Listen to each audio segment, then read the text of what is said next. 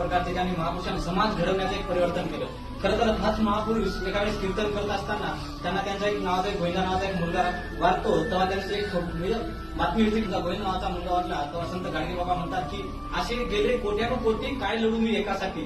खरं तर असं म्हणतात आणि त्यांचं कीर्तन म्हणजे त्यांचा जनसेवेचा मार्ग हा चालूच ठेवतात. पण एवढंच असताना जेव्हा 6 डिसेंबर 1956 डॉक्टर बाबासाहेब आंबेडकर यांचे महापरिनिर्वाणाची वार्ता जेव्हा संत गाडगे बाबांना कळते, तेव्हा मात्र संत गाडगे बाबा तेव्हापासून जवळपास 13 दिवस अन्न त्याग करतात.